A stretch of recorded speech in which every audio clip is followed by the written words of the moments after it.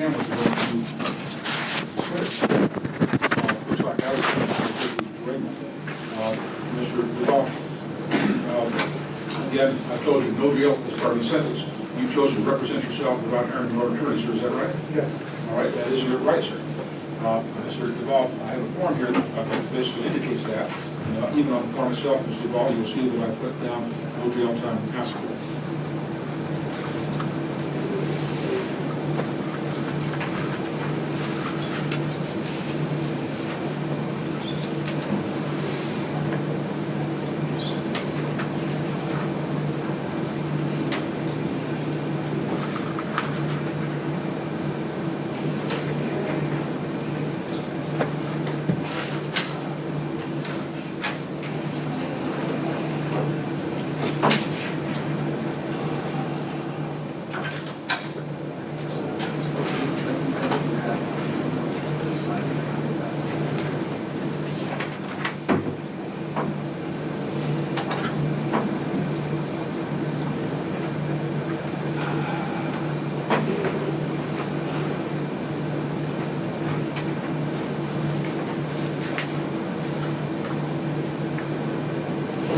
You'll see that I've actually put there no jail time asked for.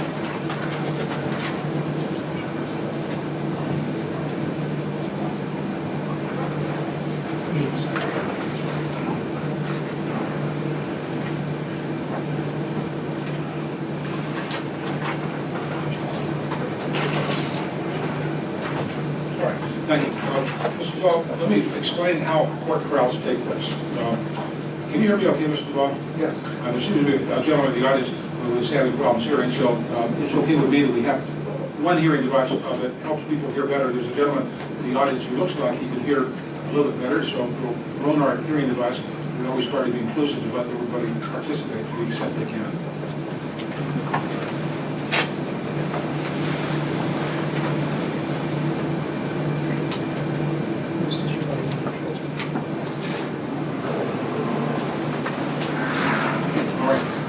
The series called a super ear. It's about $200. I know hearing aids nowadays cost $2,000 or $3,000, but this only costs $200. So if you want to Google super ear, you might be able to find that and get that at home to be able to watch the TV a little bit better. Does it help you hear better, sir? Good, excellent. All right, so Mr. Duvall, here we go. In just a second, the prosecutors will be calling these witnesses one by one. Each witness who testifies at this trial is going to come up to the witness stand and will be sworn to tell the truth. Mr. Duvall will first ask questions of his witnesses. After he gets done asking questions, then I'll turn to you and ask you if you have any questions you'd like to ask of that witness. If you do decide to ask questions of the witness, after you finish asking questions, then Mr. Duvall can ask further questions to help clear up things you've raised with your own questions. I'm already seeing something that might be looking at here in a second, a diagram, but if there are other physical diagrams or exhibits or who knows what, we'll deal with those as they surface. After Mr. Stoner finishes with his side of the case, I'll then turn to you and ask you, do you wish to present any evidence on your side of the case or not?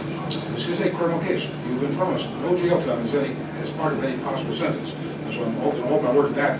They still presume not guilty. The state has the burden, if they can, to prove you guilty, if they can, with their own evidence, beyond reasonable doubt. You have the absolute right to remain silent. It is a criminal case, which means you have the Fifth Amendment right to remain silent.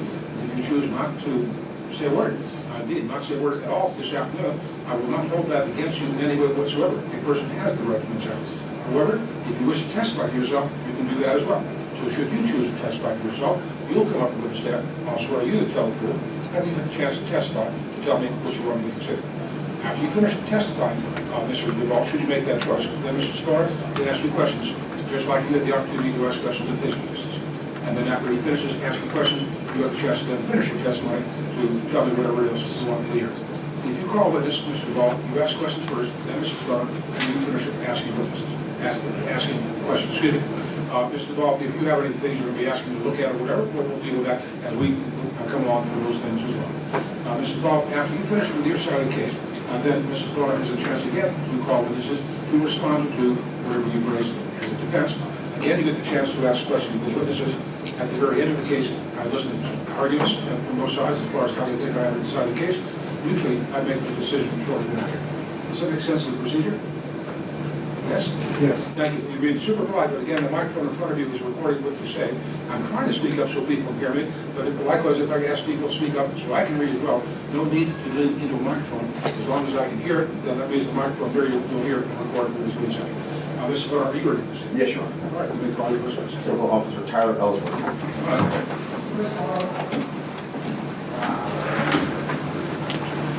You swear to tell the truth, the whole truth, nothing but the truth, so you can. Please, sir. Go have a seat. Go ahead and tell us your name. My name is Tyler Ellsworth. You may proceed. Where you employed, sir? I'm employed with the City of Prescott Police Department. In what capacity? I'm a detective in the narcotic unit. Okay. And you're a peace officer for the state of Arizona as well, sir? Yes. How long have you been a peace officer? 14 and a half years. How much of that on patrol and how much of it your current assignment? My current assignment, I've been there for a year and a half, and I've done varied duties throughout the police department over the rest of the time. You familiar with the courthouse square? Yes. And how are you familiar with that other than living in the area? I've lived here almost my whole life, and then obviously being on patrol, that was my area to patrol while I was in community services for about 2 years, and I solely maintained the downtown business area. Is that an area within the city of Prescott city limits? Yes, it is. The courthouse square itself, is that public property? Yes, it is. And there's some right-of-ways, public right-of-ways to the, I guess, the south and east of that, correct? Yes. What roads are those? Cortez Street and Goodwin. Were you on that location March 26th of 2016? Yes, it was. Was there an event going on there? Yes, it was Easter weekend. They were having an Easter egg hunt for kids that weekend. And you were there on duty? No, I was off duty with my family. How were you dressed? I think I had a pair of shorts on and a t-shirt, probably a baseball cap, and tennis shoes up, I guess. Did you have anything that would indicate that you were a city of Prescott police officer on that time? Other than my identification that was in my pocket, but nothing that was showing out right to the public. What time did you arrive approximately? We probably got there at about 10 o'clock, 10 in the morning? 10, 11, somewhere around there. I don't recall. What was foot traffic like in the area? Foot traffic was heavy. The traffic was very packed. The courthouse was full of kids and families from the north end of the courthouse clear to the south side. Did you primarily stay on one part of the courthouse square, or did you travel about? No, we traveled about. And you indicated there were people about the courthouse square in the entirety of the courthouse square. Where are the most of the events occurring? There was two separate, I guess, it was all one event, but there was two separate locations. The Easter egg hunt started if you came out the east doors of the courthouse, where we usually make our entrance into the courthouse. Facing Cortez? Which is facing Cortez, yes, sir.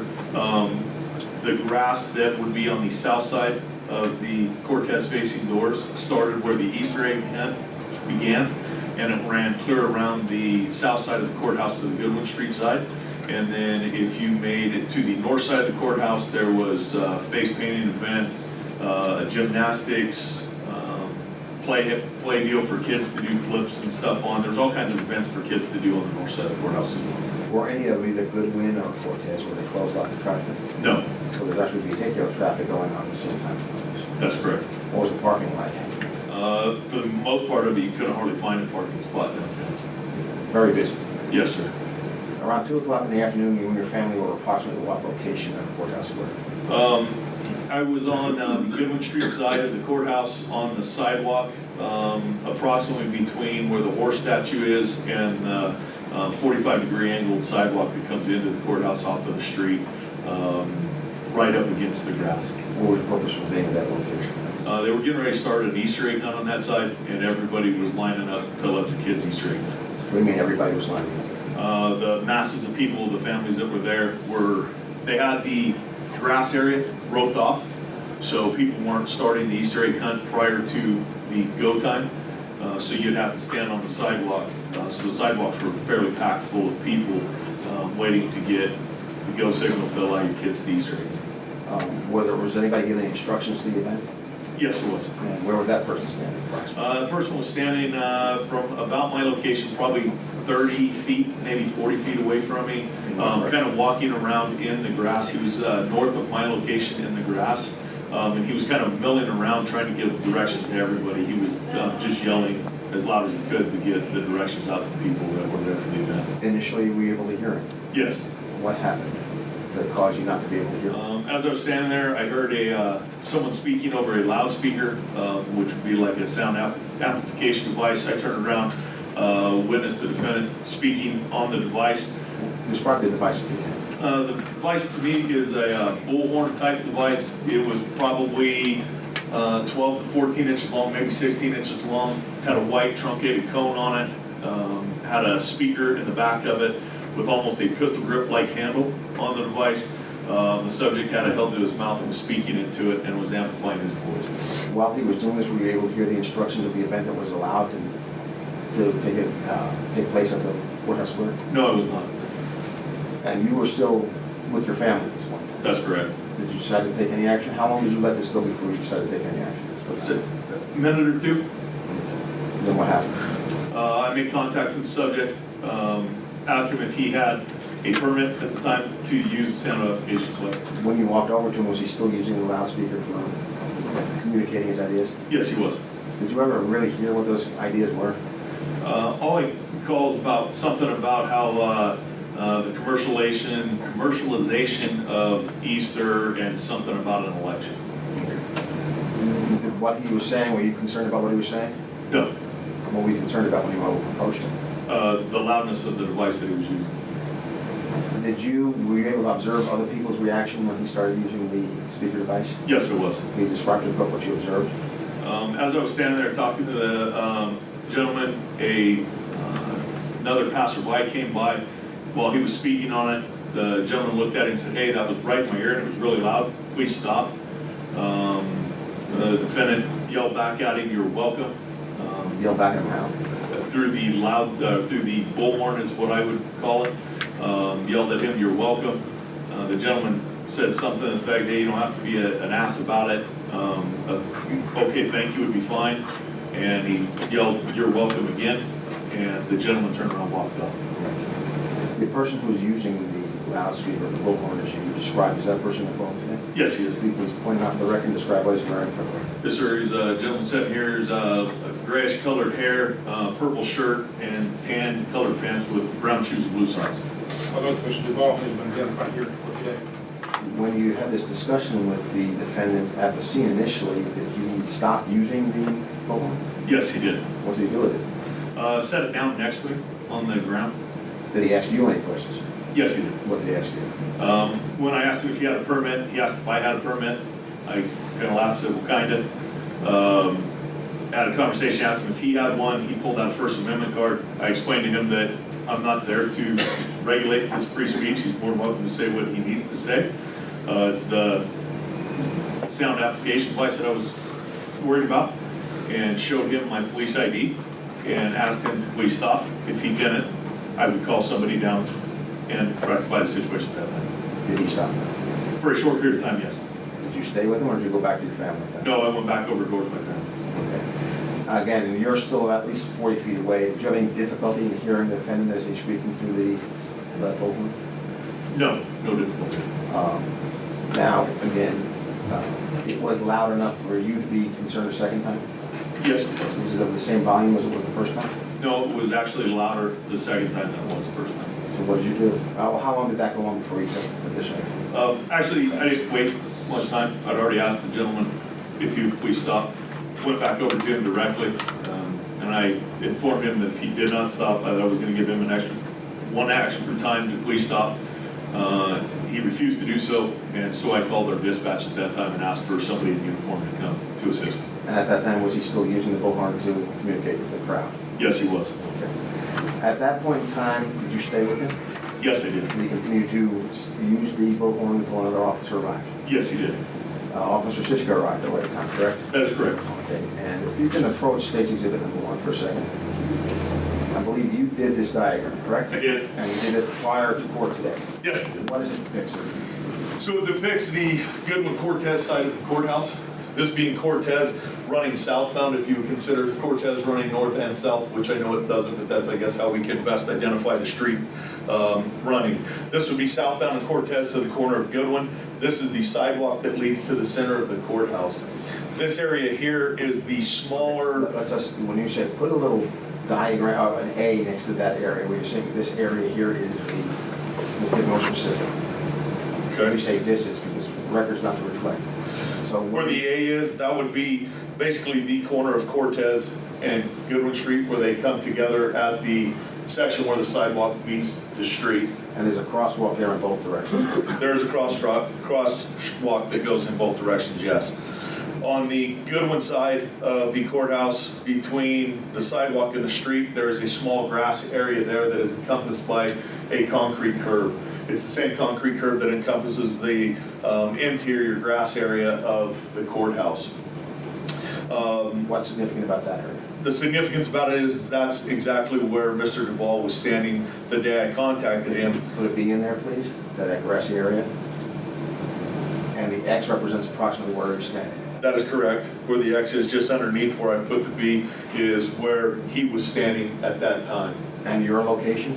My location is up against where I will put a C on to mark that spot, will be approximately halfway approximate between where the horse statue is on the south side of the courthouse and where the sidewalk makes entrance into the courthouse. And I was standing up against the north part of the sidewalk on the curb towards the grass area. They had all of the grass area blocked off by ribbon where you weren't allowed to go any further. Where were the crowds? All the crowds were sidewalk to sidewalk all the way around the courthouse. Okay, what about that sidewalk that's on a diagonal? The sidewalk that was on a diagonal was also filled with people as well. Okay, so basically everywhere but the grass was filled with people. So That's correct. how about the area directly in front of where the defendant was using his bullhorn? The area directly in front of him, he would have been facing northbound across the courthouse at the time, and it was heavy traffic going from one part of the grassy area to the other. You saw another officer arrive. Yes, I did. And can you tell the judge approximately where that vehicle was parked? The vehicle was parked approximately 6 to 7 stalls down from the corner of Goodwin and Cortez. So if you went north from Goodwin on Cortez, the stalls are actually about 35 feet before they start because of the corner. Then the vehicle parking starts. It's a diagonal parking on the street. The vehicle that I witnessed pull in was approximately 6 or 7 stalls north of the corner at that time. Approximately what's the width of each stall? The width of the stall is approximately 10 feet. So approximately 35 to 40 feet from the intersection the first stall starts. That's correct. And then it's 10 feet for each additional stall after that. That's correct. Okay. Now, you never went to where that car was parked to be able to listen to whether or not the sound kept going beyond. Right? No, I did not. But basically, in the course of your occupation and your duties, can you tell that the sound was more than 70 feet from where you, or 75 feet from where Mr. Duvall was standing initially? Yes, Why is that? because if I was approximately 40 feet from him and another gentleman was approximately 35, 40 feet from me, and I could not hear what he was saying because the sound amplification device behind me, it was drowning that person out. As loud as it was and the reaction from the people in the crowd, I felt that it was more further than the 75 feet. Can you tell the judge about the reaction from the crowd? When people walk by, the majority of people would grab their ear or be like, that's extremely loud. You can tell in their face if they were trying to turn their head away from the sound devices they had walked past.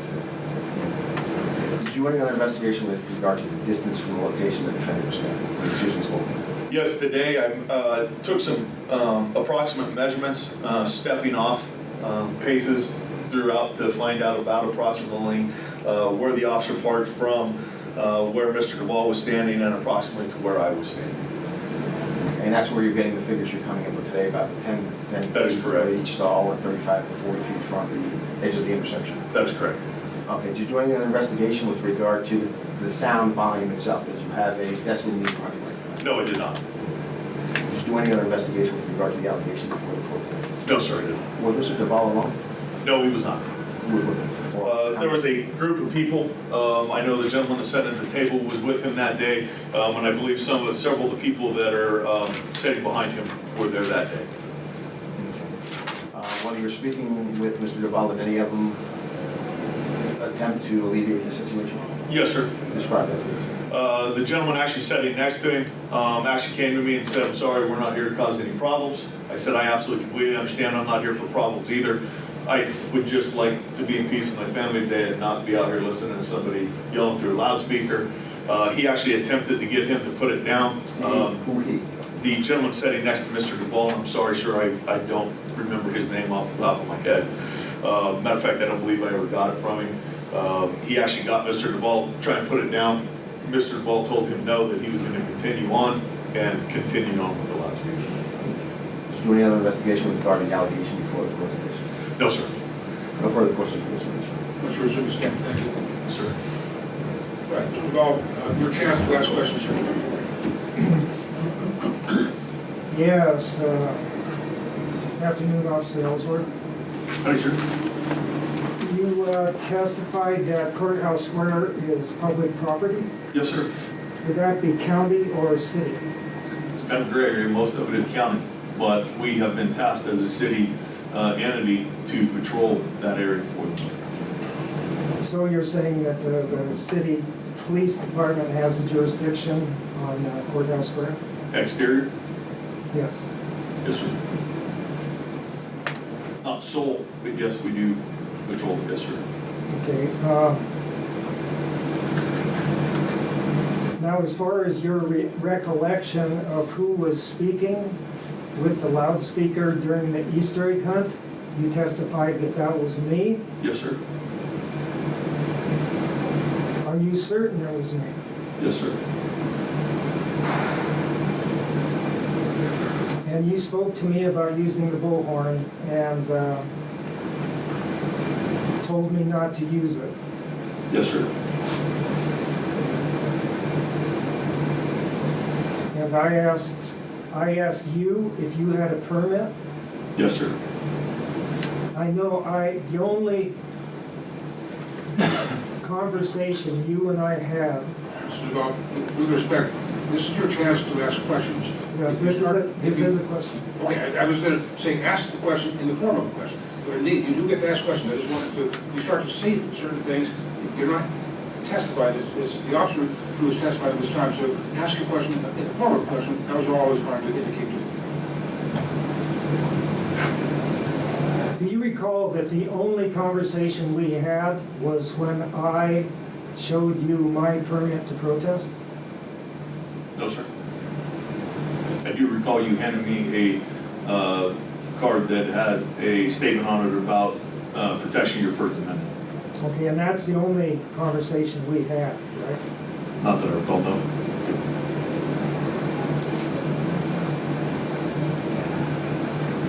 So you asked me, you testified that you asked me to stop using the bullhorn, and I complied with your request and set it down. Initially, yes, sir, you did.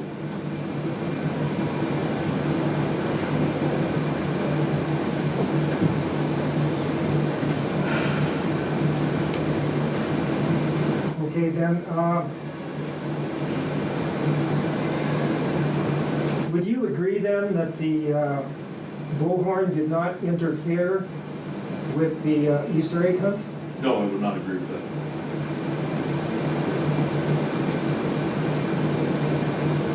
Do you recall that I was when I did use the bullhorn after the Easter egg hunt was concluded, do you recall I was engaged in political speech? Can you rephrase that, or can you re-ask that question, sir? I missed part of that. I'm kind of hard to hear. When I resumed using the bullhorn after the conclusion of the Easter egg hunt, do you recall I was engaged in political speech? I don't recall exactly what you're saying. I remember hearing something about the commercialization of Easter and something to do with an election. Okay. The ordinance does not specifically refer to a bullhorn, does it? Objection, it's up to the court to make a determination if not included. I read the statute, so Mr. Duvall, if you proceeded, that indeed does not say bullhorn, all right? Okay. And since the Easter egg hunt was over, when I used the bullhorn, I wasn't interfering with any activity on Courthouse Square, is that true? No, the events were still going on. After the conclusion of the Easter egg hunt, the events were still going on? Yes, sir. But not the Easter egg hunt. No, not the Easter egg hunt, but the events on the courthouse square, which they're going on. And you recall what time the Easter egg hunt concluded? The Easter egg hunt? Yeah. No, off the top of my head, I do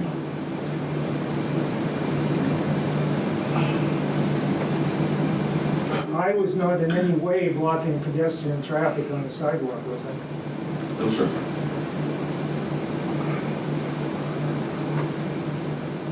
And in any conversation that we may have had while the Easter egg hunt was going on, you did not mention the noise ordinance, did you? No, I believe I did.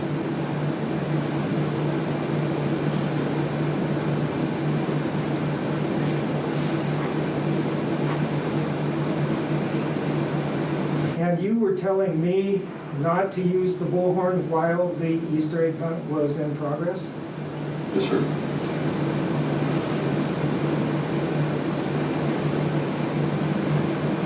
So how close to me were you when we were speaking?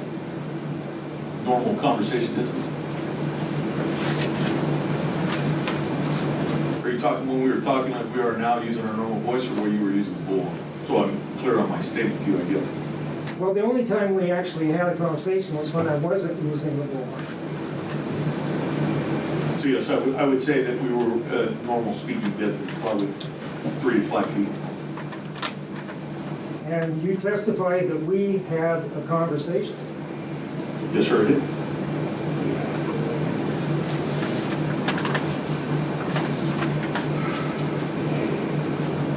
Okay, on your measurement of the distance on your exhibit here, when you walked from where you say the police vehicle was parked on Cortez up to the Goodwin Street where I was, did you pace that, walk that off on the sidewalk or in a direct line? We actually did it in a straight line from the 7th parking space all the way to the corner where the A is on the exhibit or just short of where the A is on the exhibit, which would be in line on the internal curb of the grassy area where you were. So truthfully, it's actually a shorter distance that we're estimating than the actual distance. And you're saying in your testimony that that distance was more than 75 feet? Yes, sir, I am. But that's really an estimate, isn't it? No, sir. Just by pacing it off? A standard stall is just around 10 feet. It's a standardized stall. I would actually have to look up the measurements off of the Arizona State website to give you the exact measurement for the stall. Stalls are mandated at certain sizes. So the measurements for these stalls would all be the same. The rest of it is a paced off approximate measurement. And you're saying that the vehicle was parked in the 6th or the 7th stall? You don't recall if it was the 6th or the 7th? No, sir, I sure don't. Or the 5th? From my recollection from where I was stood when I was speaking with you, looking back to where the car was, it appeared to be the 6th or the 7th stall because of the recollection of where the tree is based on the courthouse square. Or it could have been in the 3rd stall? No, it wasn't the 3rd stall.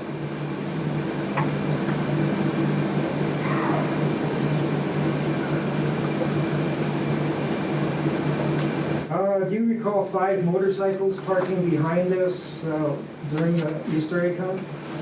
Behind where I was standing on the public right-of-way? No, sir, I don't.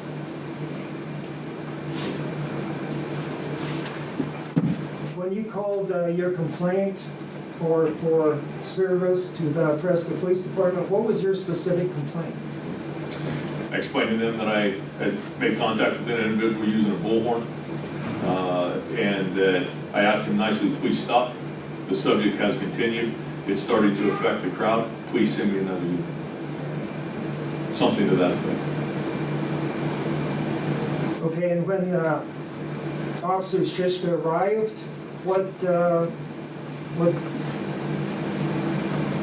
What was the conversation that you had with him?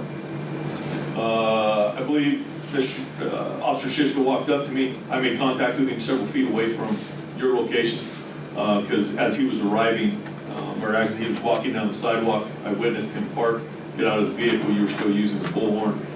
He started walking to the location. Shortly after he got out of the car, made a pretty good distance to you. You put the bullhorn down. I walked away from you and made contact with Officer Shishka.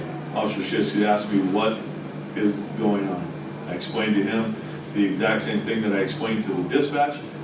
He's like, I got it. I heard it from down the road and made contact with you. Okay, then at what point again did I set the bullhorn down? First time or the second time?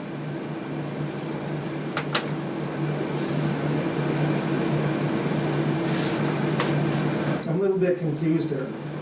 Well, I made contact with you the first time. You set it down. Then you picked it up and started using it again. And as Officer Shishka was arriving, you set it down again. So I'm asking you, are you asking me about the first time that you set it down or the second time? Okay, I was just trying to get clear that you're testifying that I set the bullhorn down after Officer Shishka arrived, At some point in time, yes. but you're also testifying that I was speaking on the bullhorn when Officer Shishka arrived. Yes. How can I be speaking on it if I'd set it down?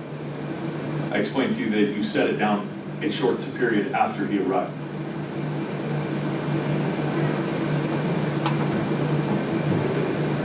But you're testifying that I was still speaking on the bullhorn. When he arrived? Yeah. Yes, sir. Well, did I set it down or was I speaking on it? You spoke on it for a period of time while he was there. As he was making an approach to your location, at some point in time, you set the bullhorn down on the ground. Wasn't that point when Officer Shishka arrested me? I don't recall, but I remember you setting it down at some point in time after he arrived. And by arrival, I mean parking in the stall on the street. Does that help your clarification where we kind of fix it? Well, not at all, because you're saying two different things. In fact, what you're saying isn't really my recollection at all.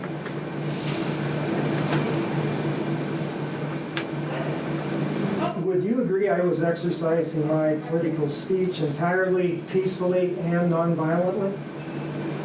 Yes. I didn't. Yes, sir.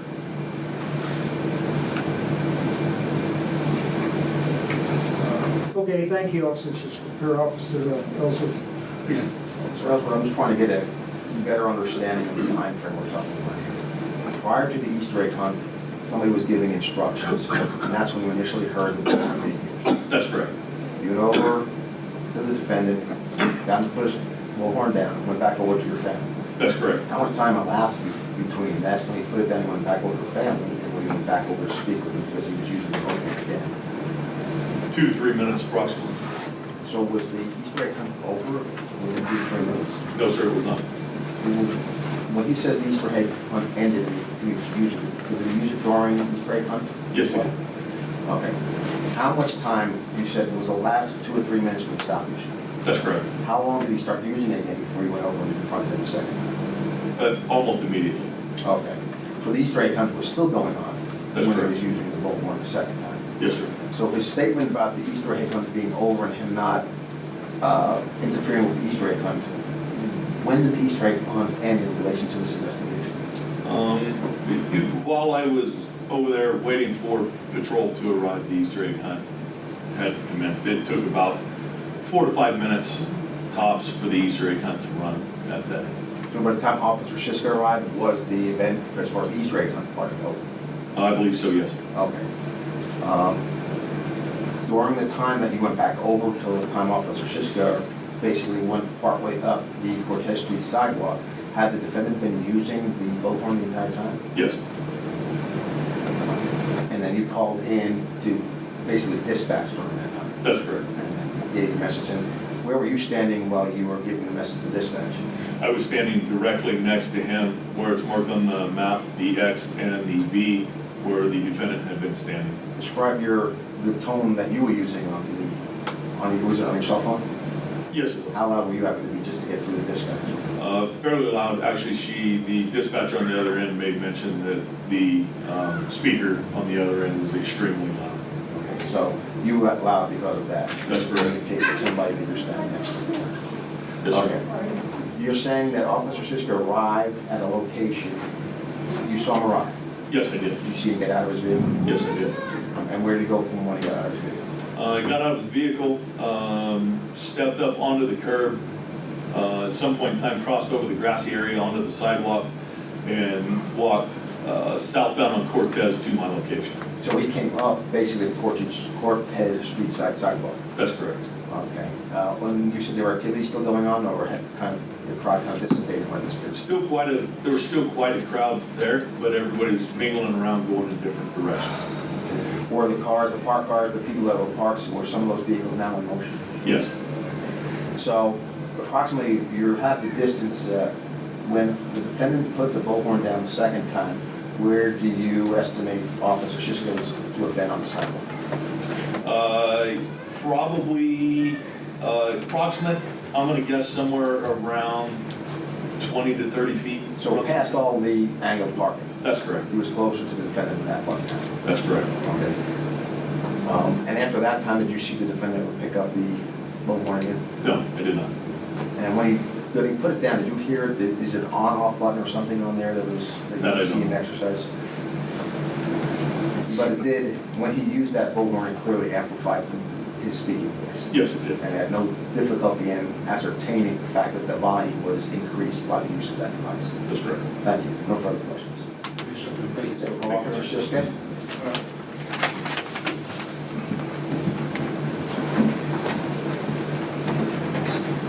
You sure it's got the truth, the whole truth, and the whole truth we got? Have a seat.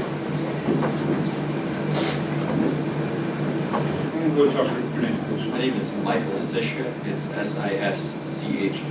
Let me proceed. Thank you. Where do you work, sir? I work for the Prescott Police Department. In what capacity? I'm a police officer How long have you been a police officer for the city of Prescott? since May of 2014. And that's as long as you've been a peace officer for the state of Arizona? It is. Okay, were you on duty on March 26, 2016? I was. Called to what we commonly refer to as the courthouse square? I was.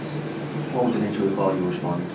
I was informed that we had Detective Ellsworth that was on the scene and that he was calling about an individual that was using a loudspeaker. Do you recall where you were when you received this? I believe I was at the station. How did you make it to the location? I drove. What route did you take? I don't know. It looks like Officer Ellsworth indicated that you were parked on the Cortez Street side. Do you recall parking? I do. Approximately how far down that road were you? I would say I was at several spots down from, I would say, north from the intersection of Cortez. What is several do?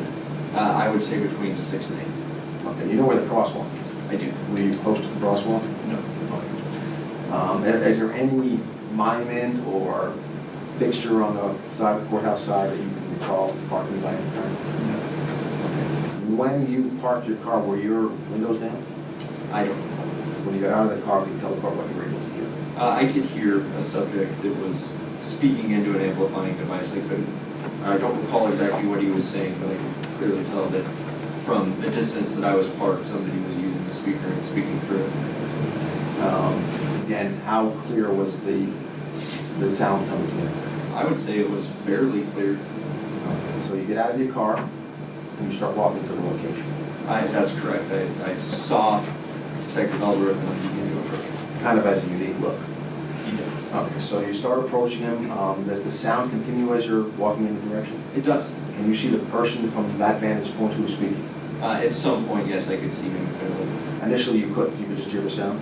Well, because of where I had parked, with the angle that it was only a short distance after walking that I could clearly see the person speaking. Is the person who's speaking on the bullhorn, when you first were able to see that person, is that person reported today? He is. Will he come out for the record? Yes, sir. He's at the defendant's table in the purple shirt. I know that Mr. Duvall is identified here quickly. Did you then continue to approach that person? I did. What did you see them do as you approached him? Well, he was still speaking into the loudspeaker just as I began speaking with Detective Ellsworth. So where did you meet with Detective Ellsworth? How far away? It was close. I don't know the exact distance. You were dressed in uniform, I think. I was. Were you the first officer other than Officer Ellsworth who was there? I was. Do you recall what Officer Ellsworth told you? Yes, I do. Okay, and during the time that you were discussing with Officer Ellsworth, did the communication from Mr. Duvall stop at that time? Not that I can recall, no. So as you were speaking with Officer Ellsworth, the communication continued through bullhorn? That's correct. What did you do next? I approached the defendant. I told him to set down the bullhorn loudspeaker and come. Okay, and then, did he do what you suggested? He did. Okay, did you have a discussion with him I did. about what you were going to do? He'd asked me if he was under arrest. I told him that he was, and I told him to come back to the car. So you walked from that location over to your patrol vehicle? That's correct. Or was there anybody else with you at that time? Not that I can recall. So the only person who would have had been involved in the discussion between you and the defendant while at the patrol vehicle after he was arrested would have been you and the defendant? Yes. Where did Officer Ellsworth go? Detective Ellsworth go? I don't recall. What was that discussion? I had explained to him that Detective Ellsworth had already spoken with him about the use of the loudspeaker.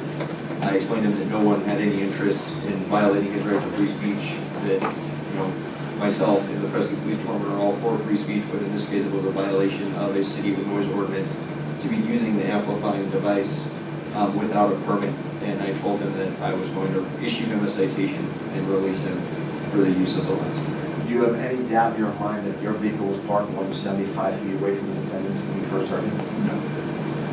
You were in fact parked more than 75 feet? Yes, Then you issued the defendant a citation? I did. You didn't seize his bullhorn? I did not. Did you look at it? Did you inspect it? I only saw him using it, so I didn't examine it any closer. Could you describe it? I would say, it was a typical bullhorn with as Detective Ellsworth had described, a pistol grip and a cone with a speaker in the interior. Clearly it was not a megaphone type thing. In other words, it was amplified through some sort of electronic means? Yes, Did you do any other investigation with regard to the allegations before the court today? I did not. No more further questions at this witness, Your Honor. Mr. Duvall, questions for Mr. Schuster?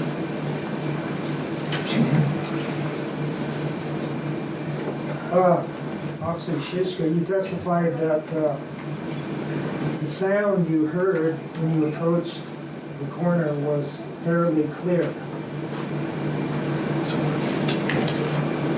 Do you recall what was being said?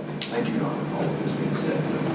So it was clear enough that you could hear it, but you could not hear the words that were being spoken. Well, admittedly, sir, it was 6 months ago. I don't recall exactly what you were saying. Do you recall I was engaged in political speech? I recall seeing several signs or several posters that people were holding in the area. When you were having your conversation with Officer Ellsworth and I was speaking on the bullhorn, you were, how far from me were you standing at that time? I don't recall the exact distance. Within 25 feet. Okay. Closer than that, I would say. The last Since you were, last comment I heard you say was not really a question, so I heard you say it, but really it's not evidence. So again, ask a form of question, ask a question, the following question. If I hear the officer say something, or say yes to your question, then yes, that becomes. can I approach the You exhibit? may, sir. All right. I was standing here, and when you walked up from your vehicle down here somewhere,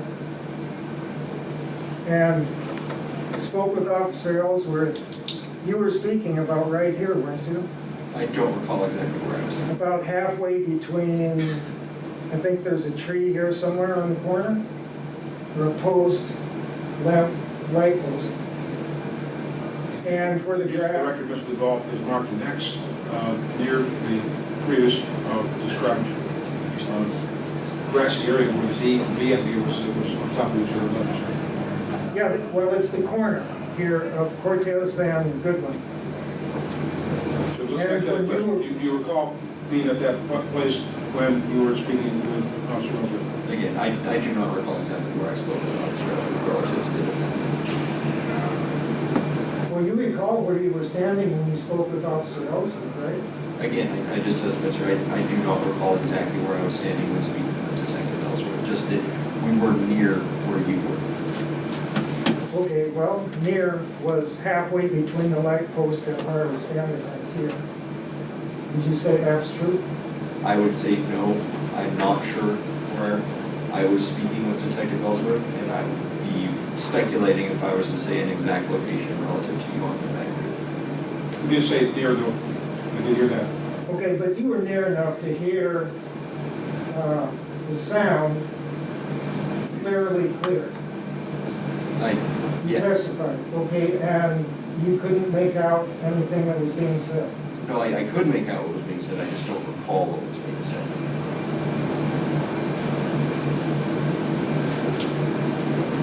So you don't recall any political speech at all I don't recall. that the you would words. consider to be political speech? It depends on how you're defining political speech, sir. I do know that you were speaking something into the bullhorn, and I just don't recall what you were saying. Okay.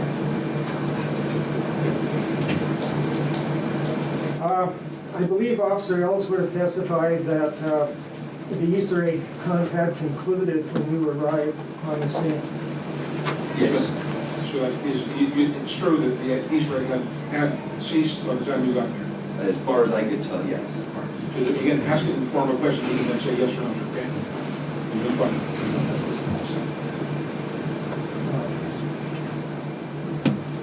So I wasn't interfering with any activity on Courthouse Square, was I? At the time that I had arrived, sir, I couldn't tell. I initially walked up to Detective Ellsworth and I spoke with him. I did notice that there was a crowd, that it was a fairly busy afternoon at the Courthouse Square. And as I testified to, all I did was speak with Detective Ellsworth about what had happened and then approach you to speak with you. Okay, well, let me ask this. If the Easter egg hunt had concluded, as you and Officer Ellsworth testified, I wasn't interfering with the Easter egg hunt at that time, when you arrived on the scene. If the Easter egg hunt was over, then no, you wouldn't have been interfering with it at the time I arrived on scene. Thank you. And I was not impeding any people walking on the sidewalk, was I? It did not appear that you were impeding the sidewalk. And you did, when you arrested me, you didn't say I was being arrested for the noise ordinance, did you? You, sir, you'd asked me if you were under arrest. I just told you that you were. Okay.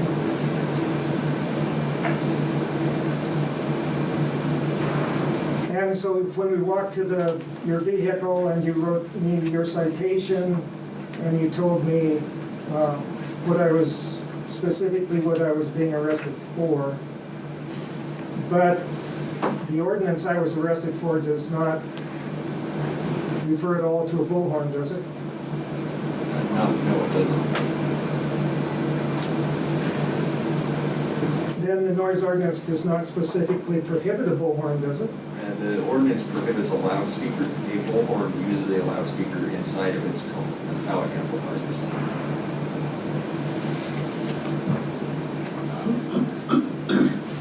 When you respond to suspected illegal activity, do you ever warn a suspect to stop what they're doing or risk arrest? Sometimes I do. It depends on the circumstance. Why didn't you do that in this case? In this case, I was informed by a detective with the Prescott Police Department that he had identified himself as a police officer and that he had already given you that warning to stop and that you would continue in spite of that warning. So it was just based on Officer Ellsworth's word that he had warned me. That factored into my decision. You felt that you didn't have to warn me. Yes.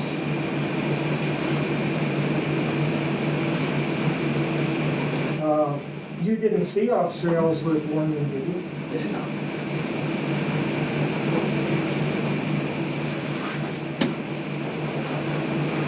Would you agree I was entirely peaceful and non-violently exercising my protected political speech? Yes, you were not violent. That's all, but That was good. Nothing further. You may step down. The state would move the admission of state's exhibit number 1 at this time, Judge.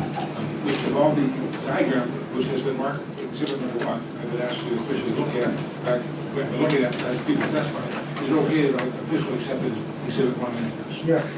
And will be accepted by this. Your Honor, the state would rest this. Mr. Duvall, as I explained earlier on, this is now your chance to either present evidence or not. Mr. Duvall, it's the state's burden to prove you guilty beyond reasonable doubt with its own evidence. We have no burden to do anything. You have the right to be silent, you have the right not to present any evidence. If you wish to testify, though, that is absolutely right. If you wish to call witnesses, that is absolutely right. What do you wish to do? I wish to move to dismiss. No evidence that the ordinance, in the ordinance that the bullhorn is specifically prohibited and does not give adequate notice that I was doing anything that was prohibited. And no evidence that the bullhorn could be heard 75 feet away. It's just pretty much guesswork as far as I can hear. And there's no evidence of sufficient government interest to infringe my political speech. Thank you, Mr. Duvall. Mr. Scott. Judge, the ordinance does say any device for reproduction or amplification of sound. And basically, that's exactly what a bullhorn is designed to do. That's what it does. So, and it does a loudspeaker. But in this case, a loudspeaker may be combined into the device used for amplification of sound. In other words, this is something that was used in addition to the defendant's own natural ability to speak to enhance the volume of, like you were saying, amplification of sound. The 75 feet is testified to by the officer in this case, in where he was, where he believed the other officer was parked, is well more than 70 feet as a, just general geometry. A squared plus B squared equals C squared. You've got one area that's over 110 feet long, and that's leading up to the A position. The defendant was off to the side a little bit more. So if you look at an angle, as the officer justified, it would be much better, much greater than 75 feet. So the state's asking this court to find that the defendant did use a device that could be heard more than 75 feet away from where he was projecting his voice in an area and at a time where such amplification was an issue with regard to the events that were going on. Again, we are not saying that he is not allowed to use a bullhorn. The bullhorn is acceptable and it's a free speech. The question is if the bullhorn is used in a manner that is truly interfering with the events that are going on in a manner that disrupts them and is heard more than 75 feet away, that takes precedence over the free speech rights, and that's why they give it 75 feet away. If the court does look at the city code, it will see that vehicles traveling on the right of way, that's an ordinance saying if it can be heard more than 50 feet away, that's a violation of the city ordinance. This is basically taking into consideration the free speech rights, and there's no indication that more than 75 feet away would affect any difference to the defendant's free speech right in this circumstance. So we're asking the court not to dismiss it based upon the Rule 20 motion. Mr. Duvall, I'm considering your motion to dismiss in the nature of a Rule 20 motion, the Rules of Criminal Procedure, which basically asks, is there substantial evidence that has been presented by the state to allow the fact finder to make a decision as to whether or not, beyond reasonable doubt, the case has been approved. So the standard of proof for a Rule 20 motion is there substantial evidence to proceed past the motion to dismiss the case, essentially. And by that standard, I am denying your motion. There is substantial evidence to indicate that the distance was more than 75 feet. There was substantial evidence to indicate that really it says any radio, stereo player, or other sound device, including sound speakers or other devices for reproduction or application, and an electronic bullhorn would certainly qualify in that situation.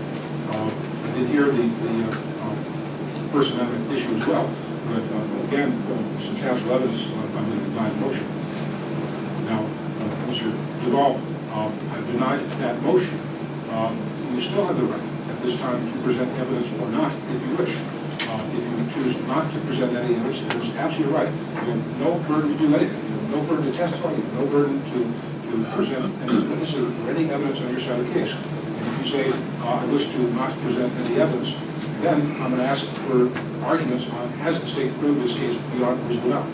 So this first argument was there enough evidence to, substantive evidence to get past the Rule 20 motion?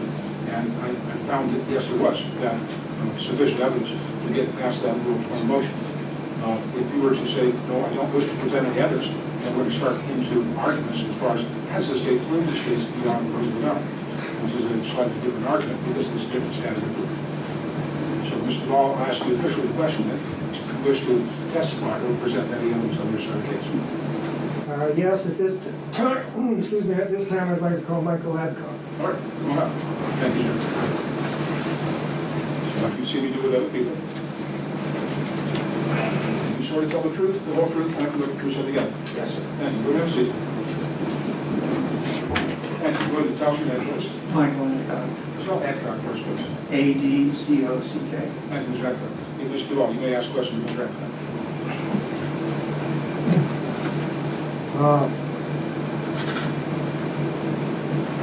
Mr. Adcock, did you organize that public demonstration on the corner of Cortez and Goodwin on March 26th? Yes, I did. And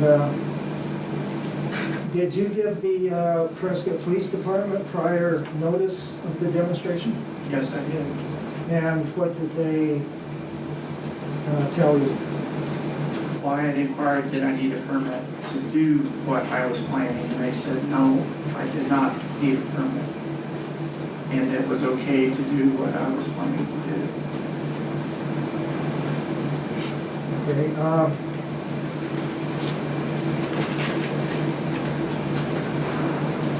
Officer Ellsworth testified that I was using a bullhorn when he came over and spoke to you, actually, is that correct? He did speak with me, yes. And it was you that was using the bullhorn? Initially, yes. Okay, you were using a bullhorn to read President Obama's speech about the corruption of politics by money, is that right? That is correct.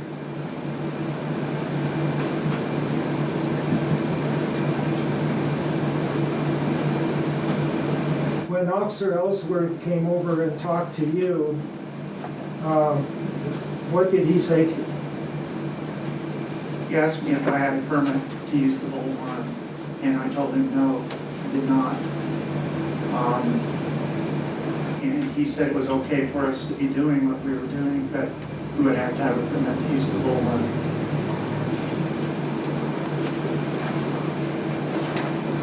Did he tell you you were violating the noise ordinance?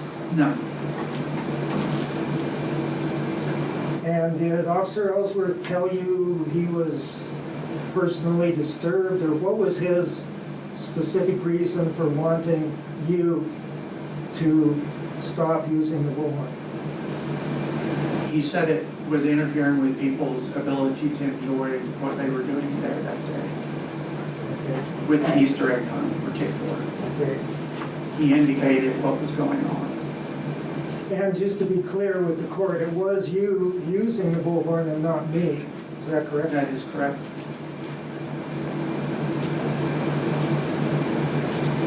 So, just based on the testimony you've heard here so far this afternoon, Officer Ellsworth's testimony is totally incorrect that I was the one speaking on the bullhorn. Is that true? That is correct, initially.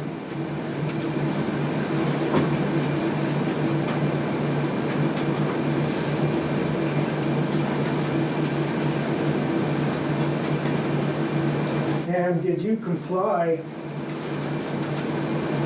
with Officer Ellsworth's order not to use the bullhorn during the Easter egg hunt? Yes, And you set it down?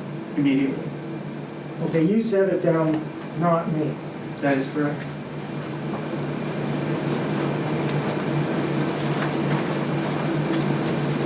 Now, do you recall the point when the Easter egg hunt was over? Yes, I do. How do you recall that? The person who had been like calling out the instructions, now's the time for the kids to run forward, he said he was amplified, and so everybody could hear what was going on, what he was saying, and he said the Easter egg hunt was over. Thanks for coming out. Okay, it was after the Easter egg hunt was over, had concluded. Did you then observe me using the bullhorn to talk about voter suppression in Arizona? Yes, I did. And what was I saying? Something to the effect of people Would you should take be. this that you were saying to me? Well, I think it's not the truth of the matter, rather what was said itself. I think that there's an argument that I'm certain what Mr. Duvall will present, and I think he's claiming that because it's political speech, that there are extra protection. And so I think what is being said doesn't necessarily occur or not. It is the fact that somebody says something, but doesn't necessarily have to agree with what political speech says, but just the fact that it is political speech, I think is permissive to allow Mr. Duvall to answer this. So you may answer the question. Go for it, Mr. Ray. What I recall you saying was that it should be easier to vote, not harder. That the government should not be putting obstacles into the place of people voting, and you were referring also to the Democratic primary that had just occurred, having been people waiting 4 or 5 hours to vote, things like that. Long lines, we demand that Right, sort of. so we get the gist, and so you establish political speech. So I'm going to, next question then. On your state's exhibit here, do you recall where Officers Shishka and Ellsworth were standing when they were having their conversation? There was a, well, I put it here between the corner, light post, and where we were standing on the public right there. Is this approximately where they were? Right, I mean, they weren't all the way out at the corner, they were about where the X is. On there? Right. So, would you say they probably had as much, they were as able as you to hear what was being said on the Oh, yeah. bullhorn at that point? Absolutely. Okay, thanks.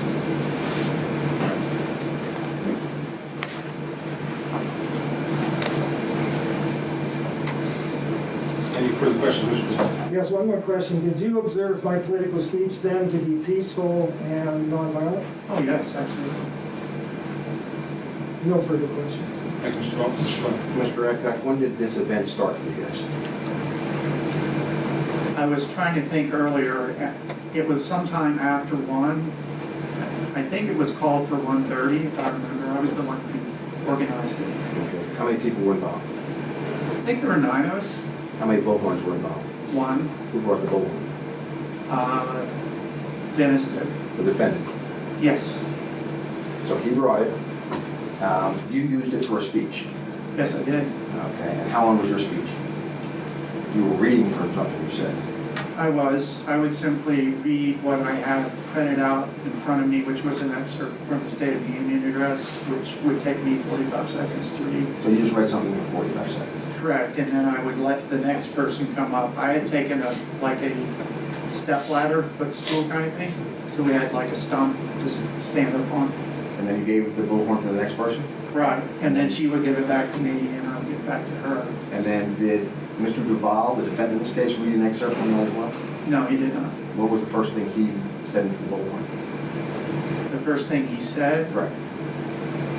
I can't remember exactly how he started off. Well, you gave the bullhorn to other people to speak, I and then did, they gave it back to you. yes, How many times around did this go? Before? probably 4. So you went to 4 different people, or everybody spoke once, then twice, and then the third time? Yeah, it was just, it was I and one other individual who was very interested in what we were doing. But we were also doing things like, we were making signs. So I would get down and go over here and help somebody make a sign however they want it, and then would eventually get back around to speaking again. Do you know whether or not Mr. Duvall ever grabbed the bullhorn in the time that you were over making signs or doing other things? No, he did not. And what was he doing? Were you watching him? No, I was not watching him, no. So when you were making the signs up, where in relation to this platform that you said? Just like right there, maybe 5 feet away. Okay. Was your back to the crowd, or were you watching the crowd? No, my back was to the crowd when I was making So you're signs. basically looking at the street side. That's correct. Okay, and the people were speaking out to the crowd side, correct? That is correct. And there were at least 3 other people besides you who spoke with regard to this president's speech. I believe it was just I and 2 other people.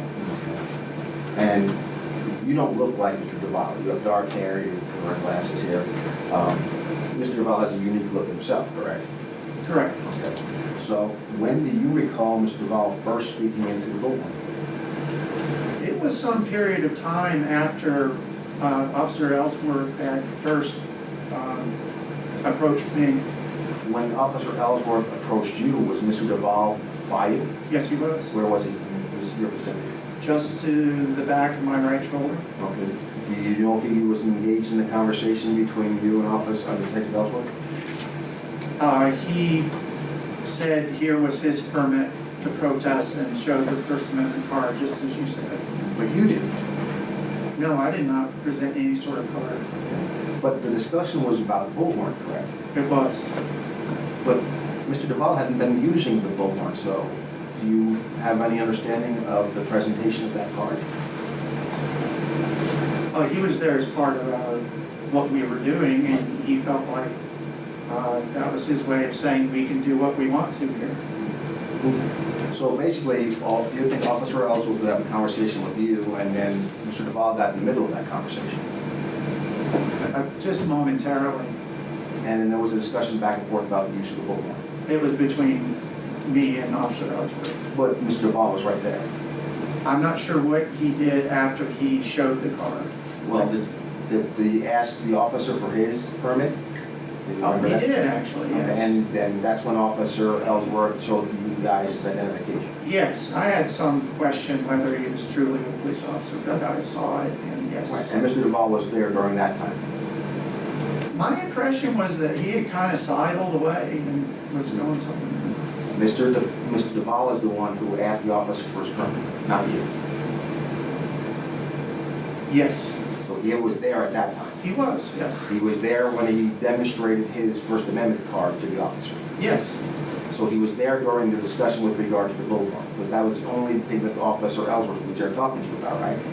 that is correct. He wasn't there to talk to you about your signs, No, the number of people gathered, no, blocking the sidewalks, no. your peaceful manner of presentation. I'm not sure, what do you He mean? didn't object to the way you were peacefully presenting yourselves on. Oh, no, No. So the only thing he was talking to you about was the bullhorn. that was what I remember. And how soon after that did Mr. Duvall pick up the bullhorn and start using it? I'd say close to between 10 and 15 minutes.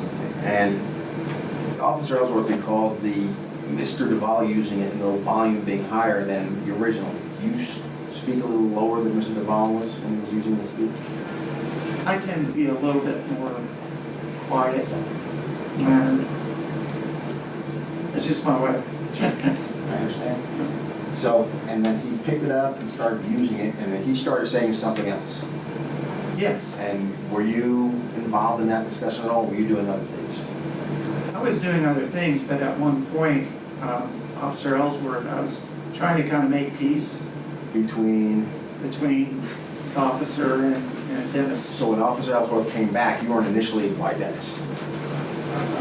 I don't know what you mean. The Officer Ellsworth came back a second time. He did, yes. And that's when he started dealing with Dennis, Mr. Duvall. Yes, but I recall that he really didn't speak directly to Dennis at that time. He was over there making his phone call. Okay, so did you hear Mr. Duvall interact with any of the patrons on the sidewalk or walking by who had disagreement with his use of the bullhorn? No, I don't recall that. Do you recall Officer Detective Ellsworth saying that somebody was basically saying something negative about the volume and him telling the gentleman, thank you, thank you? Yes. Okay, so he did focus on one guy in the crowd? Are you referring to Dennis? Yes. He had conversations with people passing by, but I don't Through the recall whole which. page? I'm sorry? Through the bullhorn? No, I don't believe through the bullhorn. And when we're talking about a bullhorn, we're talking about something that amplifies the volume of your voice, correct? That was the purpose. It's some sort of, is it battery operated? I believe so. Okay. And you pull a trigger to activate it basically and start speaking through it? Yes, And then you stop, to stop it, you just take your finger off the trigger and That's it won't correct. amplify it. Okay. How long do you think he was giving his address to the crowd, the defendant was giving his address to the crowd with regard to the election issues? from beginning to end, Yeah. 3 or 4 minutes. Did it end when another officer came on the scene? It did, I mean, they took him away. So he was still talking on the bullhorn until the officer came No. on? Okay, so when did it end in relation to what was happening on the square? When did he stop talking? Correct. When did the defendant start? It was shortly before Officer Sish made his way up to the corner. So before he and Detective Ellsworth spoke, that conversation that the defendant stopped using the bullhorn? Yes. Okay, thank you. No further questions, Sean. Mr. Duvall, I was waiting until you finish your note there. Any further questions for Mr. Arthur? Yes, there's some confusion about, are you recalling that I asked Officer Ellsworth for his permit? I believe you were asking for his ID. There were words being spoken back and forth, just a real short exchange. Or wasn't it true that Officer Ellsworth was showing you his ID? He was interacting with me, he was ignoring you completely. Yeah. Yes. So other than me showing him my homemade permit to protest with the First Amendment laminated on it, you didn't see Officer Ellsworth and I have any conversations, did you? No. No, I didn't. He was engaging with me because I had been the one using the bullhorn, and so he was having a conversation with me directly, Right. and you interjected, and he basically ignored you. I think you said something like, well, show me your permit. Yes, but then that was the extent, and you left, went somewhere else and did something else. Any further questions, Mr. Duvall? Okay,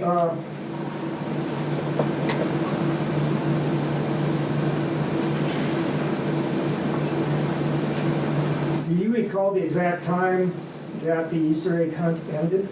No, I don't know. I wasn't looking at my watch. But do you recall that it wasn't until the Easter egg hunt concluded that I picked up? I'm pretty sure, yes, because then For the the crowd first was time. dispersing. Yes, For the first that time. is correct. No, that is my recollection. So testimony this afternoon about me using the bullhorn and setting it down multiple times isn't true, is it? That's not what I remember. And it wasn't until after the Easter egg hunt was concluded, when we were not interfering in the event going on in Courthouse Square, that I picked up the bullhorn and started speaking about voter suppression. That is my recollection, yes. Like I said, the crowd was dispersing at that point. All right, thank you. Any further, that was your question, Ms. Secretary? Thank you. You recall this, Mr. Duvall? Mr. Duvall, any further witnesses? No. Mr. Duvall, you have the right not to testify. When I say any further witnesses, or not, you have the right to be silent. You do not have to testify, but if you wish to testify, this will be that opportunity, should you wish. I'm not trying to urge you to do it, but I'm just trying to say that if you choose to testify, this is that opportunity. If you choose not to testify, that is your absolute right. I would not consider it against you in any way which you wish to testify. At this point, I'd like to make a motion for acquittal. Not quite yet. Once you finish the evidence, I'm then going to turn to Mrs. Scott and ask him if he has any further evidence he wishes to present. And then I'll listen to arguments, and certainly will hear whatever arguments you wish to make. No, ma'am, you're not the defendant, so you don't get to say what. So, please, Mrs. Goff, this is your chance to finish whatever evidence you wish to present on your side of the case, which could be further witnesses, could be documents, could be your own testimony. If you wish to just, say, I've done it, no further evidence, that is your right. If you wish to present further evidence, that is your right to. Okay, well, I have a closing statement. Yes, That is my, I'm going to let you make a closing statement, but that would not be testimony, it would just be a closing statement or argument. I'm going to let you make your argument, no question about it. But the question to you was, any further witnesses who are going to come to the witness stand to testify? no. All right, that is your right. Mr. Scott, any further evidence? No, Your Honor. Right, so before you get the Judge first. will wait, I think I gave my Rule 20, was basically my closing would have been. Okay, so he's asking me to recall what he said earlier when he responded to that Rule 20 motion and his previous motion was dismissed. Mr. Duvall, this is your chance to read your statement, so go for it. My statement or my motion for acquittal? Whatever you want to say, this is your chance. So your statement, your argument, your motion to dismiss, whatever it is you want to say at this time, this is your chance to say whatever you wish to say. So Which one would you like me to do first? it's your choice. Okay, my motion for acquittal is also that there's no evidence in the ordinance that the bullhorn is specifically prohibited. It does not give adequate notice that I was doing anything that was prohibited. And there's really no evidence that the bullhorn could be heard 75 feet away. This was not measured with a official measuring device of any kind, other than just pacing off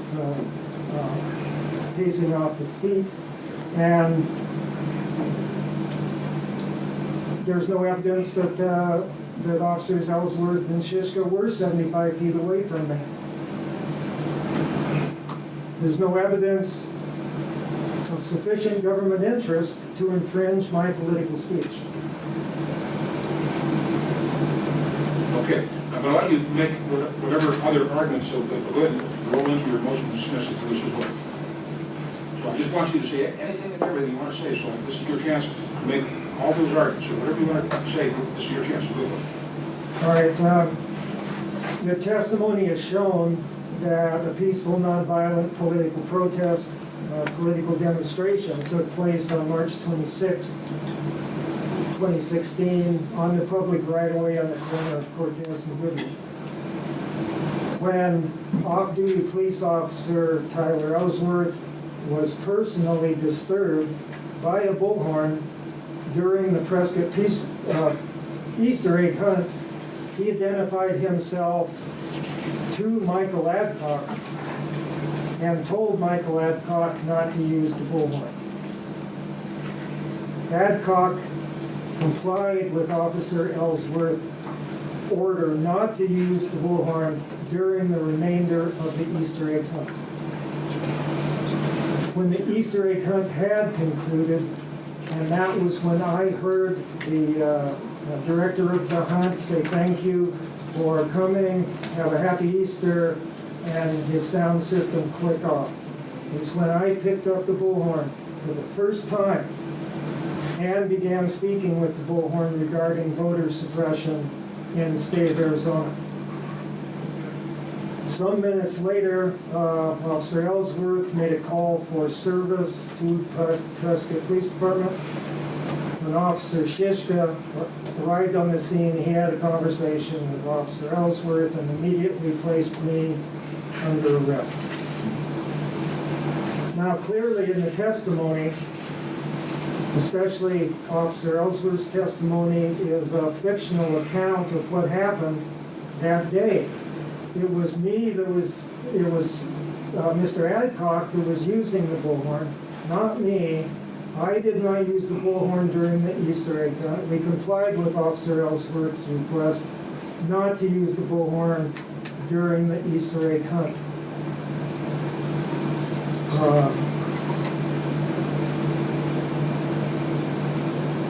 Officer Ellsworth and I had no conversations at all other than me showing him my permit to protest.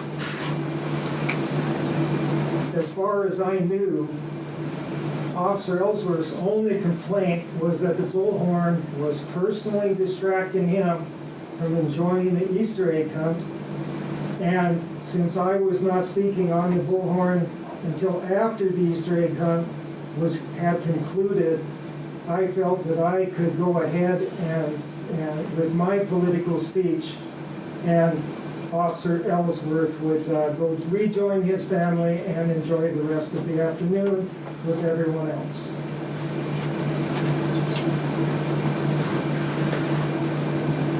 And Officer Ellsworth's allegation that I almost got into an altercation or whatever with this person, with a person who was walking by, is also wholly untrue.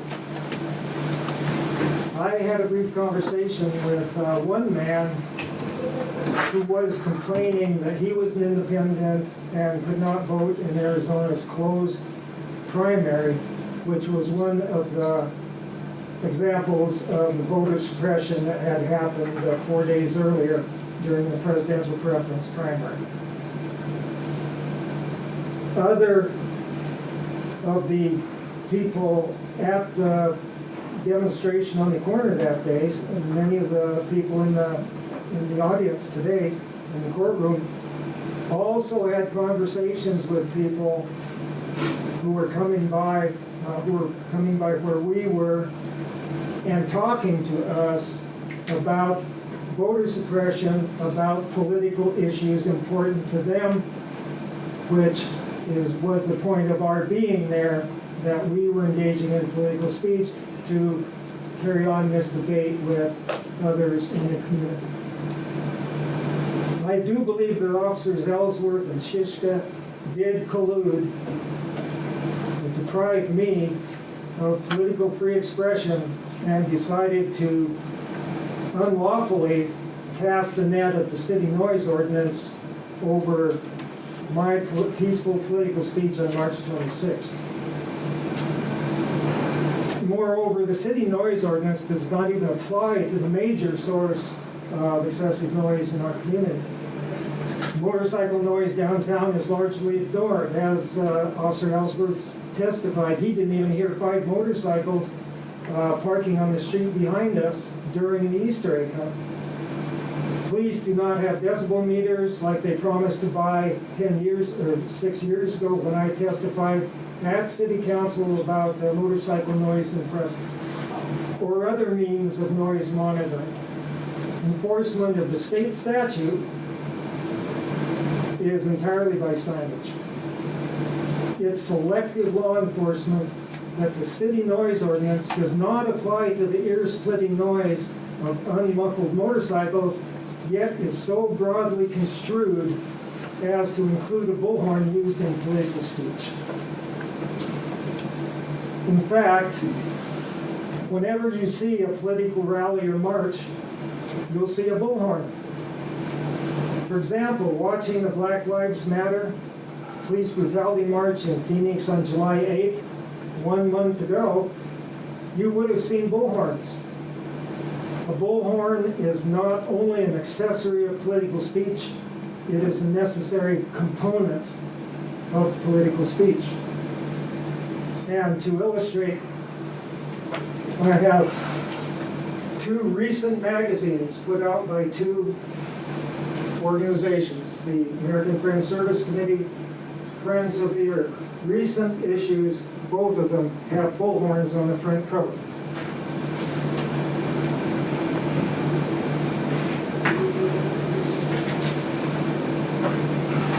To criminalize the use of a bullhorn only shows that law enforcement is oblivious to this nation's proud tradition of political speech and free expression.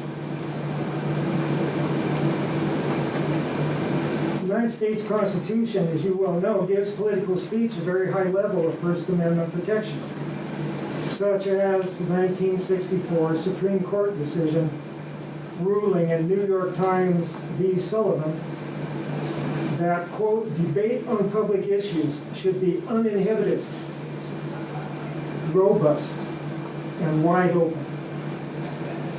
And that's what we were doing on the corner that day. Even the Universal Declaration of Human Rights, Article 19, regards free expression as an inalienable human right. That, quote, everyone has the right to freedom of opinion and expression.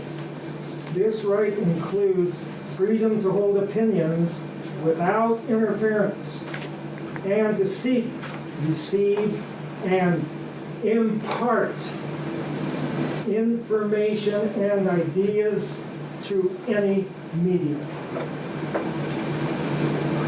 Myself and others use this freedom of expression all the time, holding vigils and political rallies, and usually, as you know, and using a bullhorn. On Mother's Day, World Peace Day, gathering for climate change, or climate justice, to name just a few. From time to time, someone will yell from a passing truck that freedom is not free. A lot of Americans died for your right to protest. Yes, and if we were not there using that right, what good would that right be? To criminalize the bullhorn would substantially infringe that right. Again, there's no evidence that a bullhorn is specifically prohibited in the ordinance, and the ordinance does not give adequate notice what conduct is specifically prohibited. The noise ordinance is vague, overly broad, and is unconstitutionally applied when it is used to erode and censor political speech in our community. Testimony here today shows that officers of the Prescott Police Department misused their authority to unlawfully restrict political speech and to infringe without any substantial government interest a peaceful, non-violent public demonstration on March 26th. For these reasons, I urge you to find me not guilty. Thank you, Mr. Duvall. Judge, I understand what the defendant is saying, but the statute is very specific. There's nothing that the defendant is saying is why 70 feet, 5 feet, people can hear more than 75 feet, that would be unreasonable, that would somehow be violating his free speech rights. The statute is a time, manner, location, and no restriction on the noise that the defendant is doing with regard to the use of this electronic device to amplify his speech. Abuses which loudspeakers create can be controlled by narrowly drawn statutes. The United Farm Workers Organization Committee, AFL-CIO. There are a lot of cases out there that deal with the ability of the government to sort of restrict the amplification of sound. Again, the court is aware that from vehicles we say 50 feet. In this context, we say 75 feet, which gives basically the defendant a diameter of 150 feet to allow sound around him. Just don't go beyond that. It's 75 feet from his location. That's more than enough for the defendant maybe in a different area to get his message across to as many people as possible. He chose a corner. He chose a corner where there's foot traffic, there's vehicular traffic, there's people stopping and parking and moving on to deliver the message. So if you look at the time, manner, restriction that we're dealing with here, Judge, the matter of fact is 75 feet away from the source of that loudspeaker is sufficient to convey his message, not restrict that message. The message is still coming out. Now, if he walks over to a different location and then gives the same message, goes over to a different location, gives the same message, we wouldn't be here today. We're here today because he used the loudspeaker in a manner that could be heard more than 75 feet or more away. The free speech right isn't unfettered. The courts has basically held that. It basically has to have a reasonable regulation tied into, again, the use of the property we're talking about. We're talking about an area where it's about 300 by 600, which is the courthouse square, plus a building in the middle. There's no proof and there's no evidence that Officer Shiska's vehicle was within 75 feet. It was outside of 75 feet. The officers have testified that. Nobody's testified inconsistent with that, or as far as the placement of Officer Shiska's vehicle more than 75 feet away from where the defendant was operating his loudspeaker. So we're asking this court to, again, we're not talking about what the defendant was saying. It doesn't matter what he was saying. He could have been reciting Mary Had a Little Lamb at the time. The fact that he was using a loudspeaker to project his voice more than 75 feet is a violation, a clear violation of our ordinance, and it is a device used for amplification of sound. Nothing is more clear than that bullhorn is a device used for the amplification of sound. The statute applies. The state has proven the defendant has been more than 75 feet away from his source when he was using the loudspeaker. So the state's asking the court to look at, yes, it was a peaceful presentation, yes, it's free speech, but it's a violation of the code dealing with other people's ability to, again, enjoy this area in a safe way. Somebody using a loudspeaker, normally you could have people further away and further up. You have people walking directly in front of the defendant using using the loudspeaker. It's more issues than that, but the 75 feet away is a volume control issue. It is not a speech control issue. So we're asking this court to find the defendant guilty of violating section 542A of the Prescott City Code. Thank you. Right. So our turn to speak then. Mr. Duvall, statutes or ordinances are presumed to be constitutional. So we sort of start with that presumption that we presume to be constitutional. And yet people are allowed to make arguments that they are vague, that they are constitutionally not precise enough to put people on notice. And so I'm hearing you make that pitch. And yet when I read the actual statute itself again, let me just read that again. Specific acts prohibited in the paragraph we're talking about. The playing of any radio, stereo player, or other sound device, including but not limited to loudspeakers or other devices for reproduction or amplification of sound from a public street or public property or public right of way, which can be heard 75 feet or more away. I think that puts anybody on notice, whether it be being inside a parked car and cranking up the stereo, or whether it be somebody using a bullhorn, amplification device to magnify the volume of the voice. I think that it puts people on notice that the city of Prescott wishes to not have really all over the place having real loud noise-making devices, whatever those might be. It does say the words are not limited to, including but not limited to. And so we just kind of for it example. It does not have to say bullhorn, it does not have to say handheld voice amplification system. It just says a device which is designed to amplify sound.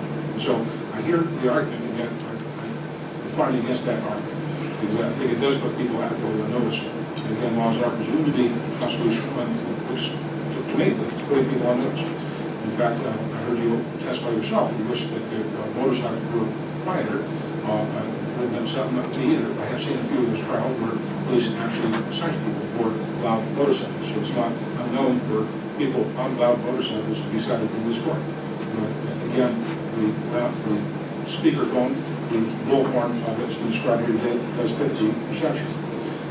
I am convinced that there was a doubt that it was heard by Officer Prescott at least 75 feet away, in fact, probably more like 100 or 120.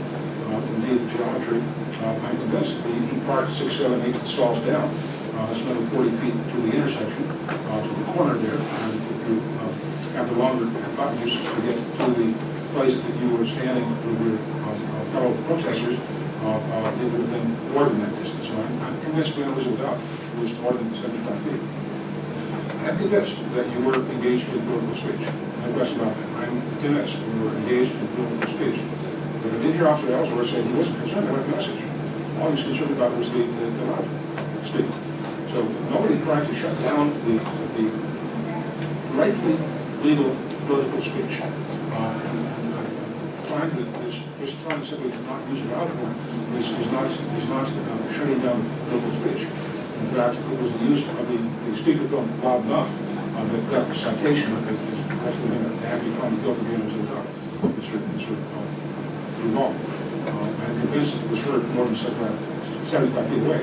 If I had not been convinced of that, there was a doubt that it was heard beyond 75 feet away, I would have found you not guilty. Using the megaphone all by itself is not illegal. It's having the volume cranked up enough that we can hear it 75 feet away or more. And so we might wish to, if one uses this in the future, get a 75-foot tape to just walk out that distance to see whether one can hear it. And if not, well, you go for it, more power to you. I did hear that we got the ticket, we got cited and released. I'm convinced that there was some confusion about who was using it at the beginning. Because I'm certain, when I heard Mr. Hancock testify, he came across believable, but Mr. Duvall, you sort of interjected yourself as the officer was speaking to Mr. Hancock and talking about first name right, pulling out the card that you have and asking him for his permit, etc. So you kind of injected yourself and maybe be confused who was doing the first speaking later on. But I am convinced the owners of the doubt it was you who was speaking when Officer Prescott parked his car more than 75 feet away and could hear that noise being amplified by the speaker horn, the bullhorn, whatever this is called.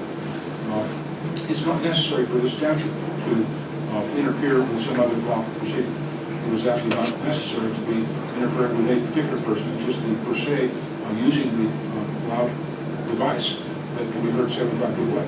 So it's technically not required for the state to prove that you were interrupting a Easter egg hunt or interrupting any other activity. And so I heard it, yet it's not necessary for them to prove. I've heard the statute now at least a couple of times here, at least before other times as well. Although in mitigation, I think that there was some conversation about upsetting the Easter egg hunt with the use of the speakerphone. And for the sentencing purposes, I'm convinced that Mr. Duvall used the speakerphone after the Easter egg stopped. Okay, so I'm hearing that, and I'll say that yes, I'm making that finding as well, Mr. Duvall. And yet, there's no necessity for me to have been convinced beyond a doubt that the device was used during the Easter egg hunt or any other activity that might or might not have been upset by the use of the speakerphone. But I am hearing that there's mitigation because you very well might in your own mind have said, okay, Easter egg hunt done, I'm not going to pick up and continue on. So I'm hearing that in mitigation. Ms. Farr, sentencing comments, please. This whatever the court deems appropriate based on the circumstances of the case. All right. Mr. Duvall, I know that you were making arguments that should be dismissed for other grounds. And I'll tell you up front that yes, you have the right to file a notice of appeal by filing a notice within 14 days and then following through with the procedures. That is a time honored, it's a legal thing to do, to appeal if a person is unhappy with what a judge says or does, or sentences. And so I guess indeed you have that right to appeal, and if you do, you need to file that motion. The notice of appeal within 14 days of the day's date. If you file on the 15th day, you've lost the right to appeal. So should you choose to appeal, as is your absolute right, and if an appellate court tells me I'm wrong in any way, I'm going to pick up my heels and say, yes, ma'am, yes, sir, whoever that appellate judge might be, and do exactly what the appellate court tells me to do. So that is honored the person's right to appeal. And yet, I try to explain that it's the mere use of the device that can be heard more than 75 feet away that is making you technically guilty beyond a reasonable doubt. And you hear some mitigation on your side, Mr. Duvall. Mr. Duvall, was there anything you wish to say for sentencing purposes? Yes.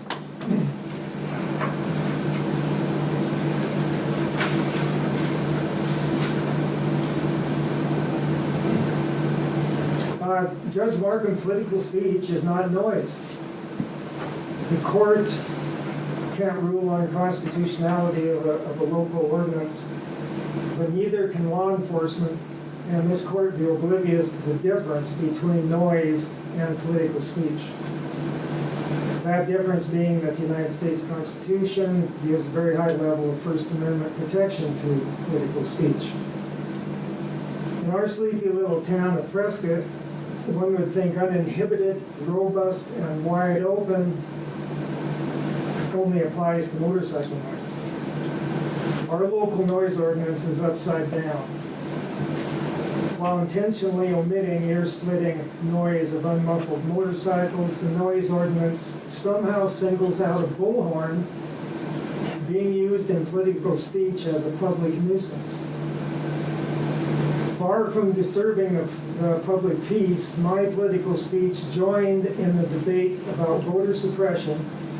It was topical and controversial public issue following the presidential preference primary on March 22nd. Our presence in a public forum on March 26 did engage several people who expressed their opinions regarding closed primaries, ballot delivery, so-called harvesting, and waiting in long lines to vote. This was what democracy looks like. Uninhibited, spontaneous, robust public discussion in a public place of a political issue people care about. To criminalize the use of a bullhorn, an essential component of political speech, is not only constitutionally vague, it trivializes dissent and infringes political speech. It's not enough for police officers to say they have no interest in violating the right to free speech. Law enforcement must be able to distinguish between noise and political speech. Police officers should receive legal training in the basic principles of the First Amendment before being assigned to control public demonstrations. I would argue that uninhibited, robust political speech is a basic principle of the First Amendment. I would also suggest that City Council revisit the noise ordinance and more clearly define the meaning of what is considered to be noise and determine if this ordinance is consistent with recent case rulings regarding the constitutionality of protected political speech.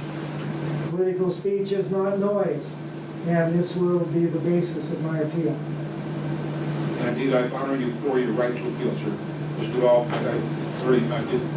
does not offend me at all. In fact, I'm going to be quite innocent and see what a fellow court says.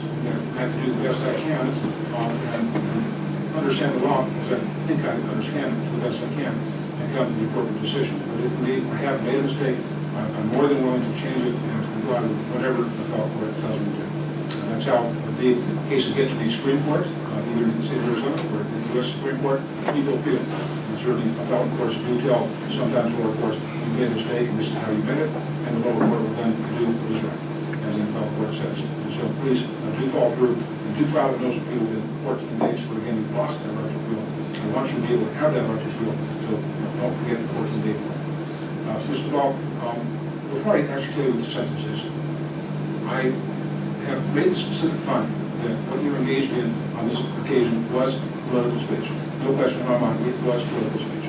And yet, if I could ask you to think, let's say you have a loud system, you can keep on cranking the noise up and up and up until finally, when you turn it to 100, you're breaking windows a mile away because the loud noise is so loud, it's breaking windows. And all the eardrums in between that mile away window that's being broken and come close to the site where somebody is saying something.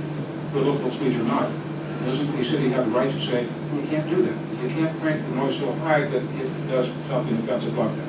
Well, where's the line? How close in is okay? How so far close in is maybe unconstitutional, but 75 feet away, as Mr. Savona said, you've got a diameter of 150 feet that people are going to be hearing you. And so if you have a device that you can go up to 74 feet and have 148 feet in diameter, you can speak to a lot of people. And in fact, at the Easter egg hunt, in the aftermath of that, 75 feet away, does that mean 1,000 people you can speak to within 75 feet of you? A lot of people. And so you had the opportunity to use a speakerphone to reach out to that group of people. You have the right to engage in free speech. You have the right to protest wars. You have the right to protest the suppression of voters' rights. You have the right to protest whatever you want to. In fact, as you know, I walk by the corners many Friday afternoons and say, hi, how are you doing? As I see you doing your thing, and good for you. I was going to say another word, but I'll just say bless you. I was going to say another word before bless you, but I'll say bless you. The fact that people are concerned about what is right is indeed what makes this country so great. The fact that we are able to speak up. When we look at other countries, when we try to speak up, you get a head shorter because they're going to cut your head off because you said something. Thank goodness we are not there. And thank goodness we have the right to free speech. And yet, finally, there are reasonable restrictions that can be imposed on any speech, including political speech. If the government tried to say only political speech can't use a megaphone and can't do something that speaks out 75 feet, that's going to be found unconstitutional. Really, I mean too. But if it applies to all domains, will it be the car stereo noise, or will it be the other just making crude jokes or true political speech? If it applies to all speech, then it is not picking out free speech. It is not picking out political speech to suppress. And really, I don't find it that in this case that they were picking on you because of political speech. What I'm convinced is that it was the loudness of the device being used that was being objected to. And indeed, when Mr. Adcock put it down, and they didn't try to shut down the thing, it got picked up again, even louder. That's when they also said, okay, well, I'm going to phone for backup, and that's when Officer Shishko was phoned. And so, again, the city does have the right to have noise ordinances, and you yourself wish they would impose it on motorcycles. They can, in fact, impose it on all noises if they wish, as they did in the section we're talking about here. And it applies to all speech. It's not picking up political speech. It applies to all speech. And so, having said that, you do have the right for political speech, but if you use a megaphone, just crank the volume down so that you can only speak, so that you walk outside 5 feet, and I still hear it. Okay? So I'm going to, I expressed some mitigation earlier, and I still find mitigation in this case, because indeed in your own mind, Mr. Duvall, you might have thought the question was you can't use it during the exit, as opposed to can't use it at all. So I'm convinced that mitigation, the standard fine is $120, I'm going to have it down to $60. Mr. Duvall, I know that you have the right to appeal, and I understand it is your right to appeal, but I will say that if you pay $60 a day, it's just $60. If you want time to pay $60, it would be $20 extra as far as the time payment fee, meaning 60 becomes 80. And so I'll ask you the official question, do you wish to pay $60 a day? No. Okay, as is your right. So what I'm going to do is jump forward, and in order to pay 60 plus 20 equals $80 by October 10th, which is 2 months out. And Mr. Duvall, if you file your notice of appeal, that tolls the obligation to pay the fine. And so if you file that notice of appeal, while the appeal is pending, you do not need to pay any fine. Okay? So here we say that, it's going to toll that obligation. But if, in fact, it comes back from the appellate court, if I'm upheld, let me use those words, if I'm upheld, then you would still owe that $80 and we'll have that conversation later on. I wish you good luck, and I do wish you to continue strongly in the endeavors you have, because it's obvious you have strong beliefs, and that is what keeps us on track. In fact, people are willing to speak up for what they think is right. People may disagree with what you think. You might disagree with what other people think, but that is the American system. And the right to speak up and to argue your case privately and loudly is okay. Just if it goes too loudly, well, then there might be some ordinances that might impact the loudness issue. I wish you good luck. You'll get the piece of paper here, again, saying when to pay the fine, $80, including that $20 time payment fee by October 10. Do file a notice of appeal soon, within 14 days, so that then you follow with my clerk here. And then Mr. Duvall, the law library is just down the hallway, and what you're looking for is the rules of procedure, the Superior Court rules of procedure, civil. I'm sorry, criminal, I'm sorry, civil, but it's a criminal case. And so, rules of Superior Court rules of procedure, criminal cases. And that will explain how one can go about filing an appeal. You can certainly, there's a cost involved as far as getting a copy of the CD here. If you think you qualify for waiver of that fee because of financial situation, I'll certainly grant a waiver. Again, I'm not going to impede somebody's right to appeal my decision if they come along. Okay? Okay. All right. Mr. Duvall, thank you. Thank you, Mr. Adcock, as well. And folks, thank you as well. We'll continue on.